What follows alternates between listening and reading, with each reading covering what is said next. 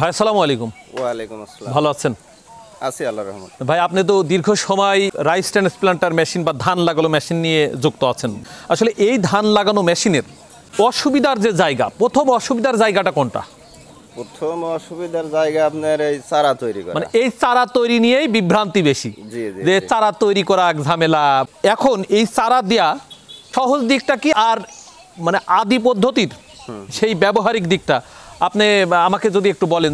এখন ডিজিটাল পদ্ধতিতে মেশিনারিজ পদ্ধতি এবং মেশিনে চারা দেওয়ার যে পদ্ধতি, সেই পদ্ধতিটা প্রথম দিকটা যদি কেউ করতে যায় তখন তার কাছে একটু কঠিন মনে হয়। ভাই আপনার চারা দেওয়ার যে জি, পদ্ধতিটা, জি, জি, সেই জি। পদ্ধতিটা আমাদের একটু দেখান এবং বলেন। আচ্ছা ঠিক আছে, আমি আপনাকে দেখাচ্ছি। এখন আমরা মাঠে যখন চারা তৈরি করব তখন হচ্ছে আগে প্রথমে জমি তৈরি করে বেড সমান করে সমতল, এভাবে সমতল করে নিয়ে আমি এই মাঠে যখন করব তখন এই দুই সাইড থেকে কাদা তুলতে হয়। আমি এখন শুকনো পদ্ধতি দেখাচ্ছি। সেটা হচ্ছে যে আপনি প্রয়োজনীয় জিনিসপাতি যেমন মাটি, পারলে একটু কাঠের গুঁড়ো এবং ভার্মি কম্পোস্ট, এগুলো দিয়ে মিক্সড করে বা আপনার- জৈব সার। হ্যাঁ, ভার্মি কম্পোস্ট মানে জৈব জৈব সার। সার, হ্যাঁ। মাটি আগে এইভাবে ঝুরঝুরি করে, এটা শুকনা পদ্ধতি। ঝুরঝুরি মানে করে আপনি নিয়ে দেখাচ্ছেন শুকনা পদ্ধতি, হ্যাঁ, মানে এটা- কাদা পদ্ধতিও করা যায়। কাদা পদ্ধতিও করা যায় এবং কাদাটাই বেশি করে, এখন শুকনাটা কমই করে। আমি শুকনাটাই আপনাকে দেখাচ্ছি। মাটিটা এই যে ট্রে আছে, এই ট্রে থেকে কিন্তু একটু নিচে থাকতে হবে। কারণ পুরাপুরি দিলে আপনার এই নিচের ইয়েটা একটু মোটা হয়ে গেলে মেশিনে আবার আপনার হচ্ছে দিতে একটু সমস্যা হবে। এখানে কিন্তু আমরা দুই রকম ট্রে দেখতে পাচ্ছি, একটা মনে হয় 12 ইঞ্চি, একটা মনে হয় 8 ইঞ্চি। হ্যাঁ, এটা হচ্ছে এই মেশিনের 12 ইঞ্চি, আমার আর একটা হচ্ছে 8 ইঞ্চি ও, মেশিন তার মানে আছে। আপনার তো দুইটা মেশিন আছে। জি জি জি, ওইটার ক্ষেত্রে এই 8 ইঞ্চিটা ব্যবহার করা হয়। বুঝতে পারছি। কিন্তু ভাই আপনি আরেকটা কথা বললেন, এই যে ধার বা এখান থেকে মানে একটু নিচে রাখতে হবে, হ্যাঁ, আমি সেটা দেখাচ্ছি প্র্যাকটিক্যালি, আপনি দেখেন। থাকলে ভালো নাকি কোনো রকম এই যে এরকম? শুকনা মাটি একটু হালকা ইয়ে থাকলে এটা যখন পানি দেওয়া হবে, পানি দিলে পরে ওটা হচ্ছে মিশে যাবে। এক কথায় এইভাবে মাটি সমান করে নিতে হবে, জি জি, এই পরিমাণ দিতে হবে। এটা হচ্ছে এর অ্যাকুরেট হচ্ছে হিসাব। এতটুকু ফাঁকা রাখতে হবে। হ্যাঁ, এতটুকু কম এই থাকে। ফাঁকা রাখার কারণ কি ভাই? এইটা মনে করেন আপনি পানি দিতে হবে, পানিটা যাতে এর মাপে থাকে এবং বেশিও না হয় কমও না হয়। এর নিচে ছিদ্র আছে, জি। খানিক সময় জমাট হয়ে থাকবে, ভেজার পরে ও নিচ দিয়ে বেরোয় যাবে। এই রকম দিলে আপনার মেশিনে লাগানোর জন্য অ্যাকুরেট একটা হিসাব। আর যদি মাটি বেশি দেওয়া হয় সেক্ষেত্রে আপনার ইয়ে যখন মোটা হবে তখন আপনার ওই মেশিনে ঢুকতে ওর সমস্যা হবে। এখানে এর নিচেই তো পরে আপনার ওই চারার যে শিকড় হবে। হ্যাঁ, চারাটা ধরে আমি যখন উঠায় যখন মেশিনে দেব, যদি মাটি মোটা হয় সেক্ষেত্রে আপনার মেশিনের যে জায়গায় মাপ করা আছে ওই মাপের মধ্যেও যাবে না। প্রথম ইয়েতে একটু সময় লাগে বেশি, কারণ আপনি প্রত্যেকটা ট্রে যখন মাটিতে বসানোর পরে আপনি সমান করবেন এবং চারা ছিটাবেন, সেক্ষেত্রে একটু সময় বেশি লাগে। তবে সময় বেশি লাগলেও এর আর একটা বিষয় দিক হচ্ছে যে এটা আমাদের 1 বিঘা জমিতে ধান লাগানোর সময় পাতো দেওয়ার যে বেডটা লাগে, সেখানে 1 বিঘার জন্য অন্তত হাফ কাটা জমি লাগে। আর হাফ কাটা জমিতে আমি ট্রে যদি বসাই তাহলে আপনার মিনিমাম 3 বিঘা ভুঁই চারা ওর মধ্যে দিতে পারবো। ট্রে অথবা কাগজ, ট্রে অথবা কাগজ। এখানে তো জায়গা সাশ্রয় হচ্ছে বা বীজও তো নষ্ট কম হচ্ছে। হ্যাঁ, বীজ নষ্ট কম হচ্ছে। আর মেশিনে যারা ধান লাগাতে আগ্রহী তারা এগুলো যারা দেখবেন এবং করবেন, আমি তাদের প্রতি দৃষ্টি আকর্ষণ করে বলছি, চারাগুলো অবশ্যই বীজতলা থেকে যখন তুলবেন, চারার অঙ্কুরগমন যখন আছে আপনার কবুতরের বুকের মতো হয় অথবা অল্প ইয়ে ফাটে, মুখ বের হয়েছে সেই। হ্যাঁ, সেই চারাগুলো ছিটানোর ক্ষেত্রে এদের সুবিধা বেশি।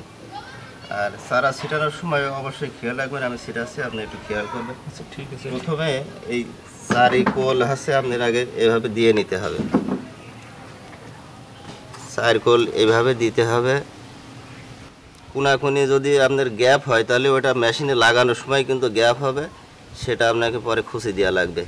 মেশিন আসলে ভালো যদি আপনার চারা ঠিক থাকে এবং যদি চারা দেওয়াটা সমতল হয়, সব জায়গায় সমান পড়ে, তাহলে আপনার লাগানো খুব সুন্দর হবে। মানে মেশিনে ধান লাগানোর মূল কাজ হচ্ছে প্রথম অর্থাৎ ট্রে বা কাগজের উপরে এই বীজ ছিটানোটাই মেন একটা বিষয়। আপনার চারা যত ভালো হবে, মেশিনে ধান লাগানো তত ভালো হবে, পাবলিক তত খুশি হবে। কারণ ভাই আপনি কি বলতে চাচ্ছেন যে অর্থাৎ এই ট্রের উপর যখন আপনি চারা দিচ্ছেন, জি মানে জি। চারাটা ওই মেশিনে প্রতিটা যেখানে চারা ফাঁকা থাকবে সেখানে তো এমনি ফাঁকা মারবে। হ্যাঁ, মেশিন আপনার ফিঙ্গার তো একভাবেও কাজ করতেই থাকবে, চারা যে জায়গায় এখানে চারা পেতেই হবে এই রকম করে দিতে হবে। হ্যাঁ হ্যাঁ, মানে সব জায়গায় সমান এবং আপনার বীজতলা থেকে এছাড়া একটু ঘন ছিটানো। ভাই আমরা এখন যে বীজ ছিটালাম, জি এই বীজ ছিটানোর প্রক্রিয়া শেষ। জি জি। আচ্ছা, এই বীজতলা থেকে যে চারাটা হবে এই রকম কতটা ট্রে লাগবে 1 বিঘা জমিতে? এটা আপনার কৃষি অফিস হিসাবে যদি হাইব্রিড ধান হয় শতকে 1 ট্রে, অর্থাৎ বিঘায় 33 শতকে আমাদের বিঘা 33টা। আর সাধারণত লাগানোর সময় যদি চারা একটু ঘনত্ব কম হয় সেক্ষেত্রে মেশিনের যদি গুছি বাড়ানো হয় সেক্ষেত্রে 35 থেকে 40টা পর্যন্তও লাগতে পারে। তবে আমরা যেরকম লাগাই 35-40টাই ধরতে হবে। হ্যাঁ সেটা। আমরা যে আগে 5-6 ইঞ্চি সারি করতাম, ফুললি 12 ইঞ্চিতে 30 সেন্টিমিটার। 30 সেন্টিমিটার। আচ্ছা, এই 30 সেন্টিমিটার আর একটা আছে 8 ইঞ্চি। হ্যাঁ ওটা 25 সেন্টিমিটার, এটা 8.5 25 সেন্টিমিটার আর 8.5 ইঞ্চি। আচ্ছা, এই দুই পদ্ধতির কোনটা সব থেকে বেশি ভালো ধান হয়? এখন আমাদের অঞ্চল ভিত্তিক 8.5 ইঞ্চি অর্থাৎ 25 সেন্টিমিটার এটাই বেশি ভালো হয় আমাদের সমতল অঞ্চলে। জি জি। আর যারা হাওড় অঞ্চলে ওদের জন্য 12 ইঞ্চিটা ঠিক। 12 ইঞ্চিটা রাইট। যেমন আমাদের 1 বিঘা জমি লাগাতে হাফ কাটা জায়গা লাগে চারা ছিটানোর জন্য, আর হাফ কাটা জায়গার মধ্যে আমি 3 বিঘা চারা ছিটাতে পারবো। এখানে পরিশ্রম তো আরো অনেক কমেই যাচ্ছে তাহলে। পরিশ্রম কমে যাচ্ছে, আমাদের জায়গা অনেক সময় চারা পাতো দেওয়ার সময় জায়গার সংকটও হয়, এই জায়গার সংকটটাও কমতেছে। অবশ্যই। সব মিলে সুবিধা আছে। কিন্তু ভাই এই মেশিনে ধান লাগানো আর হাতে ধান লাগানো বা আদি পদ্ধতিতে ধান লাগানো, তো মেশিনের পদ্ধতিতে ধান লাগালে ছোট চারা লাগানো যায়, জি জি। আর ছোট চারা লাগালে ধানের গোছটা বেশি হয়, আর গোছ বেশি হওয়ার কারণে ধানের শীষও তো বেশি হয়। হ্যাঁ মজার বিষয় হচ্ছে এটা, অনেকে এটা বুঝতে পারে না, কারণ এটা প্রথম একটা সিস্টেম চালু হয়েছে। তো প্রথম যখন আমি মেশিনে ধান লাগাই চারা থাকে ছোট, এবং চারা মেশিনে লাগালে সরু এবং খাড়া হয়ে লাগানো হয়। তখন ওই প্রথমে জমিতে মনে হয় যে এতে চারা নেই, এই ধান মনে হয় হবে না। তো পরে যখন ওই ধানটা শিকড় করে যখন ধানটা কুশি করে তখন ওই হাতে লাগানোর থেকে কিন্তু এর ধানটা খুব দ্রুত জমে যায় এবং খুব ভালো একটা রেজাল্ট আসে।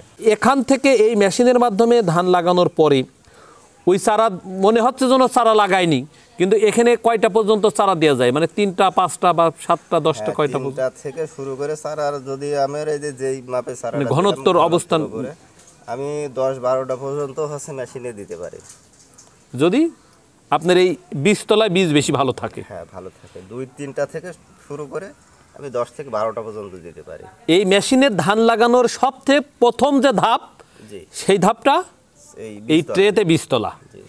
এই ট্রেতে বীজতলা যত সুন্দর চারা উৎপাদন করতে পারবেন মেশিনে ধান লাগাতে তত সহজ এবং ভালো হবে। আচ্ছা, এই আপনার 1 বিঘা জমি ধান লাগাতে কয় টাকা খরচ হয় বা কত পরিমাণ টাকা খরচ হয়? আমার তো খরচ তেমন হয় না, চারা শুধু দেয়া, আর আমি নিজে লাগালে হয়তো 100 টাকা খরচ হয় 1 বিঘা জমিতে। এখন যদি আপনি এই বীজতলার থেকে বীজ তুলে বা এই কারোর মাধ্যমে যদি লাগান তাহলে কি পরিমাণ টাকা খরচ হবে? 1 বিঘা লাগাতে কত খরচ হচ্ছে? 2000 টাকা। এখানেই তো 2000 টাকার থেকে তার মানে 1900 টাকা সেভ হলে তো ওই 1900 টাকার সার দিলে তো ধানই বাড়ি চলে আসে। এটা আমার ক্ষেত্রে, কিন্তু আমার যেহেতু নিজের জিনিস। কিন্তু ভাই এইরকম মেশিন তো সরকার বিভিন্নভাবে মানুষকে দিচ্ছে। আপনি কি নগদে ক্রয় করেছেন না ভর্তুকিতে পেয়েছেন? আমি এটা ভর্তুকি। তাহলে আপনি যেহেতু ভর্তুকিতে পেয়েছেন, আমিও পাচ্ছি বা আমার মতো বহু মানুষ পাচ্ছে, আপনি একা একা এখন ব্যবসা করছেন। আপনার প্রতিযোগিতা যদি এসে যায় তাহলে তো আপনি এত সুযোগ করতে পারছেন না। বা যার জমি 20 বিঘা জমি আছে সে নিজে করলে 2000 টাকায় ধান লাগানো তার হয়ে যাচ্ছে। হ্যাঁ সেটাই। এই সব মিলে যান্ত্রিক সুবিধা তো একটা বিরাট সুবিধা। এই ব্যাপারটা মানুষ এখনো হ্যাঁ বুঝতে পারেনি, আস্তে আস্তে এটা বুঝবে। এই যে যান্ত্রিক সুবিধা সামনে আসবে, কৃষক যে ধান লাগানো মেশিনের মাধ্যমে ধান লাগাবে, এই আত্মবিশ্বাসকে আপনার সুনিশ্চিত আশা? নিশ্চয়ই নিশ্চয়ই, এতে কোনো সন্দেহ নেই। না এতে কোনো সন্দেহ নেই। মানে আপনি তো একজন ট্রেনার হিসাবেও মানুষের কাছে পরিচিত। হ্যাঁ আমি ট্রেনার হিসেবেও কাজ করি, মানুষকে শেখাচ্ছেন। হ্যাঁ বিভিন্ন জায়গায় যখন সমলয় হয় বা যে কোনো প্রজেক্ট হয়, এমনিতেও যেখানে লাগাতে হয় তখন আমাকে অফিস থেকে বলে যে অমুক জায়গায় যেতে হবে।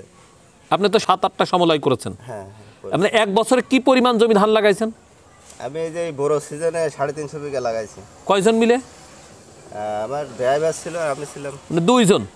2 জনে যদি 350 বিঘা ধান লাগাতে হতো তাহলে কয় মাস সময় লাগতো? এটা অনেক লেবার। মানে এক ধানের চারা দেওয়ার থেকে আবার আরেকটা কাটা পর্যন্ত সম্ভব হতো না, কিন্তু একটা মেশিনের মাধ্যমে, আর সেই মাঠটা 2 জন লোকে শেষ করেছেন।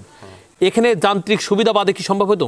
না না, কারণ আগেকার পদ্ধতিতে মাজা নিচু করে ধান লাগালে পরের দিন 60 কিন্তু ঘুমানো যায় না। এটা অবশ্যই। হ্যাঁ, আর আপনি তো সোজা হাইটে চলে যাচ্ছেন। হ্যাঁ সেটাই। আবার এর থেকে আরো পদ্ধতি আছে, এখন তো চালানো পদ্ধতিও আছে। রাইডিং যেটা রয়েছে ওটা ভালো। আপনি একজন গবেষকের থেকে আপনিও যে একেবারে কম কিছু করছেন তা কিন্তু না। আমি গবেষক না, আমি প্র্যাকটিক্যাল। না মানে গবেষকরা তো গবেষণা করে আপনার হাতে দিচ্ছে, আর আপনি মানুষের সাধারণ কৃষক নিয়ে কাজ করছেন। আমি সেই লক্ষ্যেই বলছি যে একজন গবেষক গবেষণা করে প্রযুক্তি বের করে আপনার মতো মানুষের হাতে দিচ্ছে, আবার আপনি সেইগুলা সাধারণ মানুষের দোরগোড়ায় পৌঁছে দিচ্ছেন। শাহিন ভাই, আপনাকে অনেক ধন্যবাদ। আপনি বাংলাদেশের কৃষিকে আরো আধুনিক পর্যায়ে যাক বা আধুনিক অবস্থানে পৌঁছালেই আমরা খাদ্যে স্বনির্ভর হতে পারবো।